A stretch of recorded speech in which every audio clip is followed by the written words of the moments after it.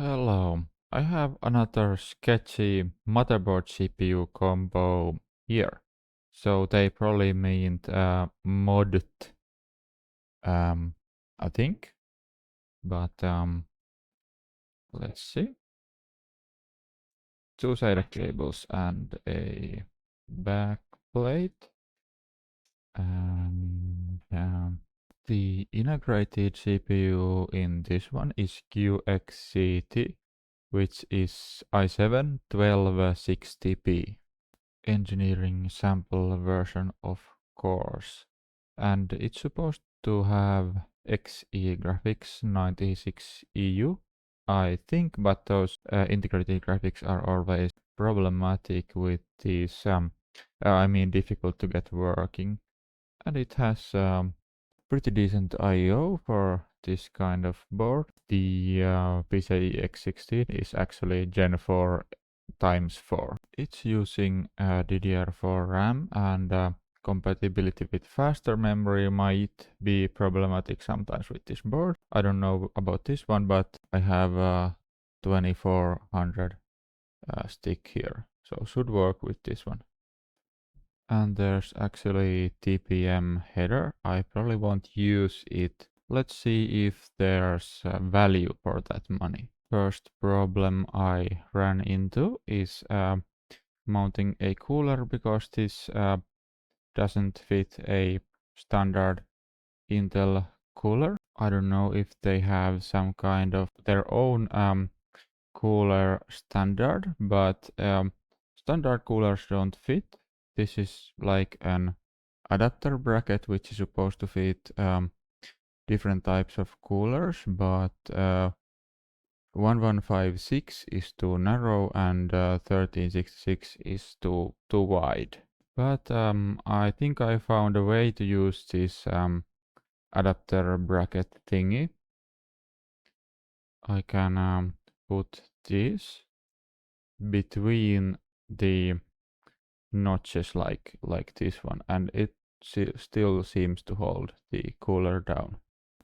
Actually, another option could be a 1366 cooler, which although the mounting holes don't quite line up, I think could mount this there, but there's a gap between the IHs of the CPU, and so I would anyway need to modify this cooler somehow, or then like put a copper shim under that.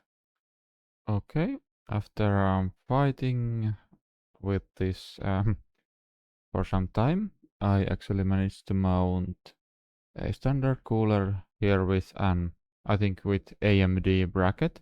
I had to bend this bit, but there is still there's like 2 millimeters gap. Cooler master tower cooler with small modification. Okay, let's see if it powers on. And oh, there's an LED. And yeah, it does power on. It says Alder Lake ULT, like the earlier ITX board, and this too has like really many settings in the BIOS, but this actually has memory configuration. Like I could set maximum memory frequency, and so I think that was missing from the other one. But let's try booting into Windows. There's no display driver installed, but it's still in full HD resolution. It shows here 96EU XE graphics, but there's no driver. But I'll try a I've heard that an older driver would work. So okay, I'm trying to extract it with 7-zip, manually picking the driver. Let's see if this works. And we're supposed to pick XE graphics. Well, I'm not sure what I'm predicting will happen. Oh, the screen flashed and the corners turned into rounded corners, so that usually means that did install at least something.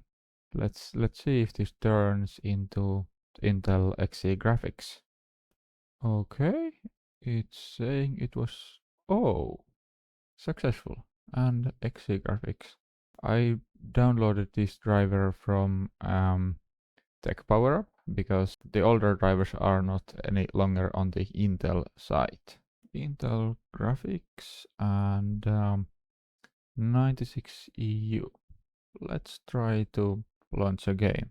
Fortnite launches and doesn't complain about the drivers. They are official drivers, but older drivers from 2023. So yeah, it's says 30 FPS right now. So but it's working. Full screen 1080p performance mode 20 to 30 FPS. Okay, so Fortnite set frame rate limit 60 and view distance near. So now it's 55 to 60 FPS. The graphics are at least somewhat working, yeah. Intel processor identification utility seems to recognize this as CPU ID 906A0, which I think is the same as the previous one I checked. But yeah, it seems to get the specs correctly. Performance with integrated graphics would probably be much better with dual channel RAM. Right now it's running in single channel, so the video memory also is very limited.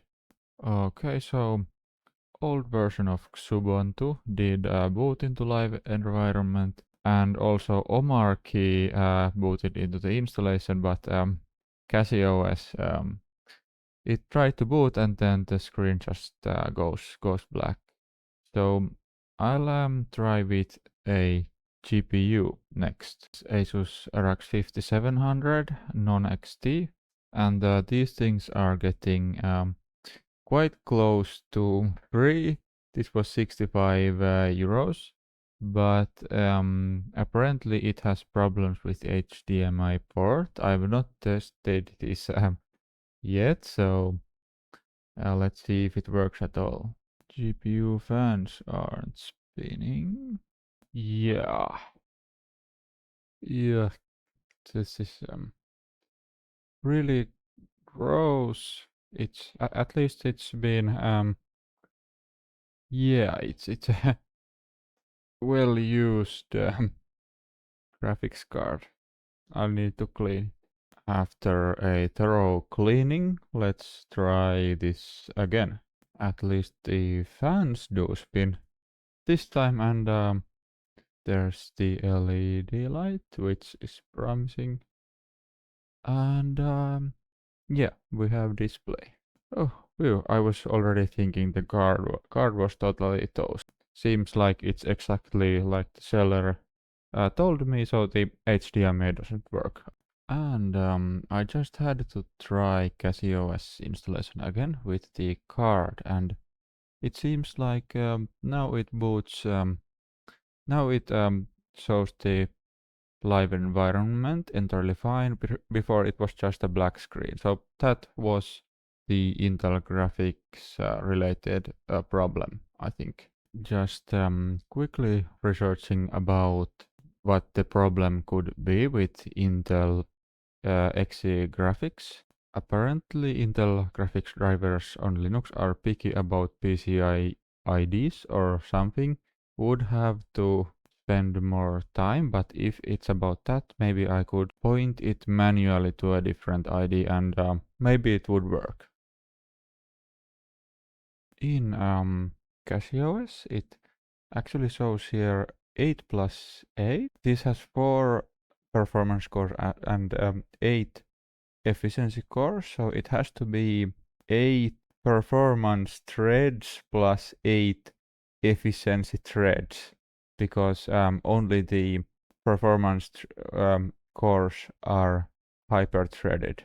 But the interesting thing is that GPU, the integrated GPU, is completely missing from here, but it reports that system RAM is reserved for something else, which probably is the GPU. So it's not recognizing the integrated GPU, but maybe that's normal with Intel XE integrated graphics, and you have to just set it up manually. Dedicated GPU is working in Linux.